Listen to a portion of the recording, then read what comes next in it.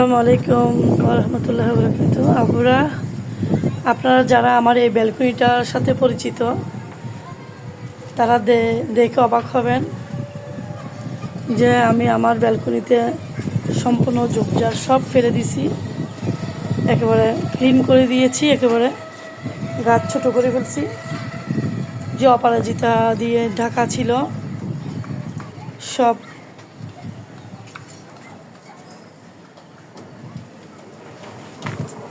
উপড়ে ফেলছি। আসলে জঙ্গলের মতো হয়ে গেছে, বাতাসটা আসতে যাচ্ছিল না।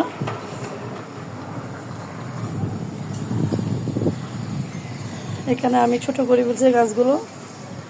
আমার ওইখানে নাইট কুইন গাছটা হয়েছিল, এই নাইট কুইন গাছটা আমি এখানে সুন্দর করে লাগিয়ে দিছি। কাঁচামরিচের যে চারাটা লাগাইছিলাম, আবার ওই যে ওই কাঁচামরিচ বড় যে কাঁচামরিচগুলো ছিল, এই যে আগের কাঁচামরিচগুলো এখনও আছে। তো আমি একেবারে সুন্দর করে ক্লিয়ার করে ফেলছি, একেবারে যাতে এই ভিউটা যাতে আমার ব্যালকনি থেকে আসে। মাশাআল্লাহ অনেক সুন্দর।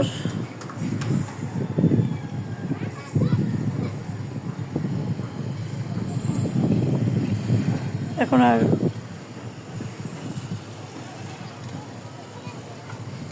বাইরে হাত দিয়ে যে ভিউ নেওয়া হয় ওইটা নেওয়া হবে না, ওইটা নিতে হবে না, এভাবে নিতে মানে ব্যালকনি থেকে নেওয়া যাবে। তো আসলে জঙ্গল হয়ে গেছিলো এরকম, এটা এক টুকরা জঙ্গল আমি এদিকে রেখেছি। আমার আরেকটা ব্যালকনিতে একেবারে যা ইচ্ছা তা অবস্থা। এর আগে আমার এই ব্যালকনিতে এই বড় বড় পাতাওয়ালা পুঁইশাক গাছটা দেখেছেন। এখানে আমার মাচা ছিল, সুন্দর একটা মাচা ছিল। আমি মাচাটা এই মাত্র খুলে ফেলেছি, এই মাচা দিয়ে হবে না, আমি আরেকটা মাচা বানিয়েছি। এই মাচাটা আমি এখন আসলে আমি মাচা বানাতে পারি না, আমি আমার মতো করে একটা মাচা তৈরি করেছি। এই মাচাটা আমি এখন ওইখানে লাগাই দিব। আমি মাচাটা ঝুলাচ্ছি, মাচাটা রেডি করছি। এখান থেকে নিচের থেকে দেখালে এভাবে হয়। এখানে আমি পুঁইশাকগুলো তুলে দিব, কারণ আমার পুঁইশাকগুলো যা ইচ্ছা তাই এগুলো আস্তে আস্তে আমি রেডি করে দিব। সুন্দর করে গুছাই ফেলবো সব। আজকে মাটিগুলো উর্বর করে দিচ্ছি। এখানে যা ছিল আগের সব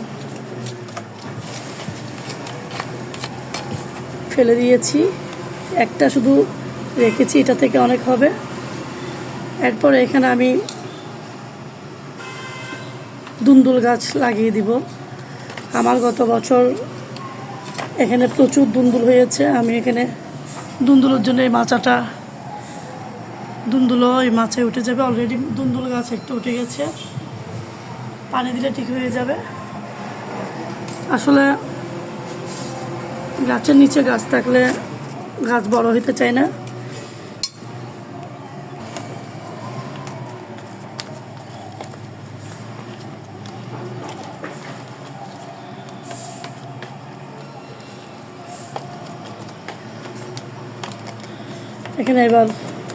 এখানে প্রচুর জৈব সার আছে। আমি এই পোশাকগুলো তুলে ফেলতেছি।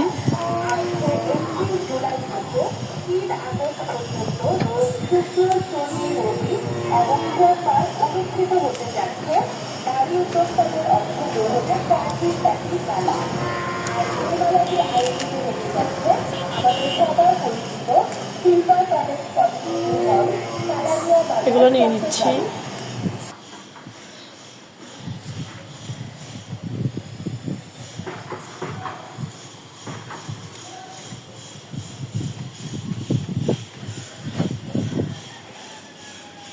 আস্তে আস্তে পরিষ্কার করে ফেলছি। এখানে ছোট ছোট চারাগুলো এখানে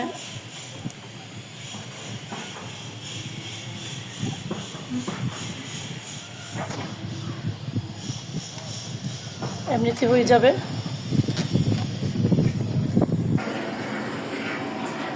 প্রায় শেষ পর্যায়ে।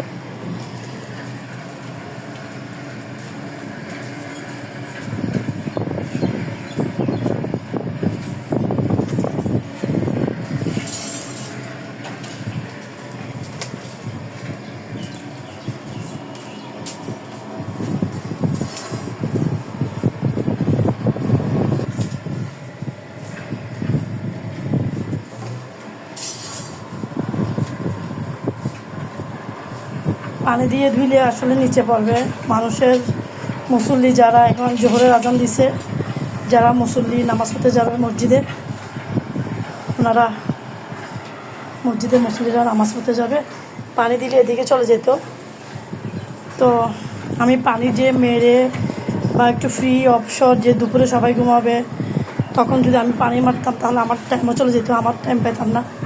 তাই আমি এই মগটা দিয়ে মুছে ফেলতেছি। আমার জন্য মগ দিয়ে মোছাটা সবচেয়ে সুবিধাজনক। পানি দিয়ে যদি একটু পরিষ্কার করে দিতাম তাহলে সব মনে হয় আরও সুন্দর পরিষ্কার হইতো, বাট আমি সেটা করছি না, কারণ আমার সামনে মসজিদে এখন সব মুসল্লিরা জোহরের নামাজ পড়তে যাবে, সবাই উজু করে করে সবার মতো করে যাচ্ছে। তো তাই আমি এভাবে মুছে দিচ্ছি।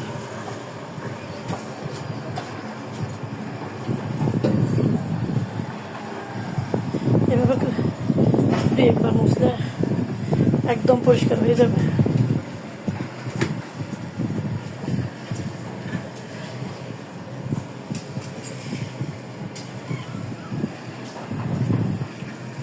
আসলে বাসার কেয়ারটেকার বলেন, কাজের মহিলা বলেন, সবার কাজগুলো আমার পছন্দ হয় না। এদের কাজগুলো সব চোরা কাজ। এরা কী করে তাড়াহুড়া করে কোনো রকম করে দিয়ে চলে যাবে, কিভাবে চলে যাবে সে চিন্তা করে। আমি যখন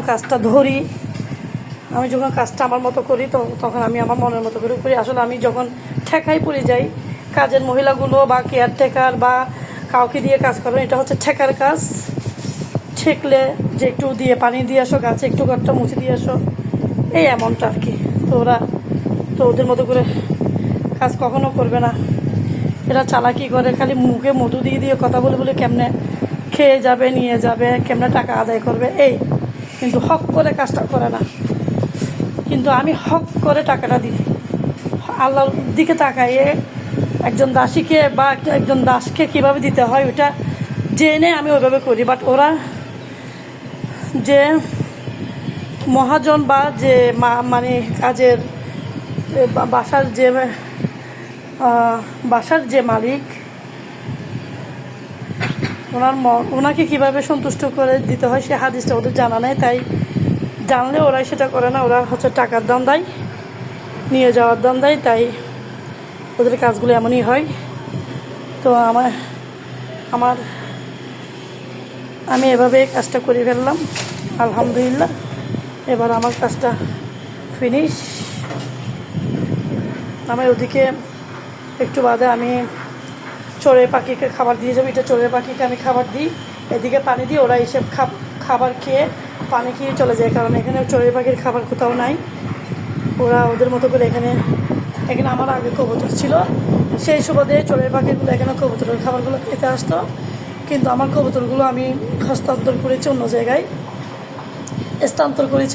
ওই কারণে হয়তো চড়ুই পাখিগুলোর অভ্যাস হয়ে গেছে এখানে আসার। কিন্তু ওরা এসে আমাকে ছি করে ডাকে, বাট আমি ওদের জন্য খাবার কিনে নিয়ে এসে এখানে খাবার দিই। তো দেবো ইনশাল্লাহ। তো আজকে এইটুকুই, আপনারা আমার জন্য দোয়া করবেন। এটা আমার আনন্দ।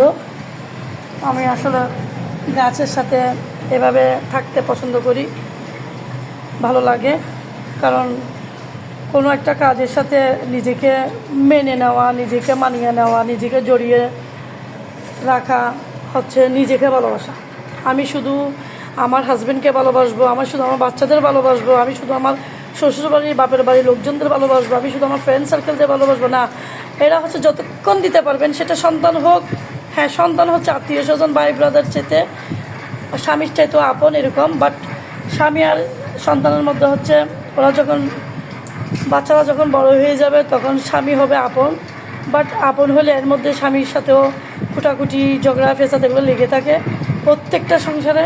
বাট আমি মনে করি আমরা এইগুলো করতে করতে আমরা নিজেদেরকে ভালোবাসতে ভুলে গেছি। আসলে নিজেকে ভালোবাসতে হলে নিজেকে একটু ব্যায়াম করা, একটু ভালো মন্দ প্রোটিন জাতীয় খাবার খাওয়া, ভিটামিন ডি জাতীয় খাবার খাওয়া, ভিটামিন সি জাতীয় খাবার খাওয়া। একটা বয়স 30 হয়ে যাওয়ার পর থেকে আমি মনে করি এগুলা খুবই প্রয়োজন। 30-40 হওয়া মানেই তো আমরা বুড়া, বয়স হয়ে গেছে আমাদের। আমরা তারপরে একটু গাছ লাগানো বা একটু ঘরে হাতের কাজ করা, একটু ঘোরা, একটু বেড়াতে যাওয়া, তাও উদ্যানে কোনো এই যে সাগর পাড়ে বলেন, এই যে এখান থেকে তো সাগর দেখা যায়, আমি এখানে যাই, সাগর পাড়ে একটু নৌকা চড়া, তারপরে হচ্ছে আত্মীয় স্বজনদের বাসায় গেলে বেশি কথা না বলা, নিজের থেকে জিজ্ঞেস করবে হাই কেমন আছেন, আসসালামু আলাইকুম, ওয়ালাইকুম সালাম, বাচ্চারা কেমন আছে, এতটুকুই, জাস্ট এর বাইরে কোনো প্রশ্ন করলে উত্তর দেবেন না।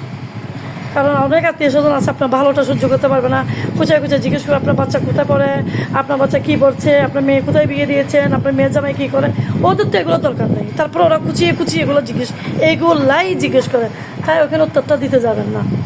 আপনি আপনার মতো করে যাবেন, যদি পারেন ফল ফ্রুট নিয়ে যাবেন, কিছু খাবার দাবার নিয়ে যাবেন, 1 কাপ চা খেয়ে চলে আসবেন, বাস এতটুকুই। থাকবেনও না, আপনাকে রাখতে চাইবে থাকবেনও না, কারণ ওরা আপনাদের কোনো কাজে আসে না, বা আমাদের আত্মীয়স্বজন কোনো কাজে আসে না কখনো জীবনও। এরা আপনার সন্তান যদি হাই লেভেলে উচ্চ লেভেলে যদি পড়ালেখা করে বা ভালো বংশে ভালো জায়গায় বিয়ে হয় বা বউ আনেন, ওরা হিংসা করবে, কারণ আপনার একটা নাতিও যদি সুন্দর হয় হিংসা করবে, কারণ সে লেভেলে সে পৌঁছাতে পারে না ওই কারণে। তো কখন আপনার একটা খুঁত ধরবে, আপনার মেয়ের একটা খারাপ সংবাদ শুনবে, আপনার ছেলের একটা খারাপ সংবাদ শুনবে, বা আপনার একটা খারাপ সংবাদ শুনবে, এই আশায় ওরা উকি দিয়ে কান পেতে বসে থাকে, একটু খুশি হবে যে ও মুখের তো এই জিনিসটা শুনি না, কখন যে শুনবো, এই আশায় বসে থেকে ওরা কী করে তখন এটা নিয়ে সমালোচনা করবে রাত ভর। এবার ছেলে মেয়ে নিয়ে, এই যে যারা ওইরকম ছেলে মেয়ে কতগুলো আছে না, মা আছে, বিশেষ করে মারা ওই ধরনের ওই মার মতো ওইরকম সন্তানগুলো নিয়ে রাতভর ওই অমুকের তমুক বয়স হয়েছে, অমুকের মেয়ে তমুক জায়গায় বিয়ে হয়েছে, অমুকের মেয়ে সুখে নেয়, অথচ এদিকে নিজের গণ্ডিটাই নষ্ট। নিজের ছেলে মেয়ে তেমন খারাপ পড়ালেখা করে নাই, তারপরে হচ্ছে যে তেমন ব্যবসা বাণিজ্য করে না, চাকরি বাকরি করে না, এই দুধচুরি নষ্টামি নোংরামি এগুলো করে বেড়ায়, এরা বসে বসে এই ধরনের মানুষের এগুলো চাটে। সে কারণে আমি মনে করি নিজের কখনো হাই কোয়ালিটির যে আপনি উপর দিক দাপে উঠবেন, উপরে সিঁড়ির কথা আপনি কাউকে বলবেন না। আপনি নিচের সিঁড়ির কথা আপনার ডায়েরিতে লিখে রাখবেন, আল্লাহকে বলবেন নিচের সিঁড়িটা কীভাবে পার করে আসছেন। হয়তো কিছু বন্ধু যারা জানতে চায়, যারা উপরের দিকে উঠতে চায়, ভালো মানুষ, ওদেরকে একটু শেয়ার করবেন, বাট যাকে থাকে না। আমার এই কথাগুলো আপনি মিলিয়ে নেবেন।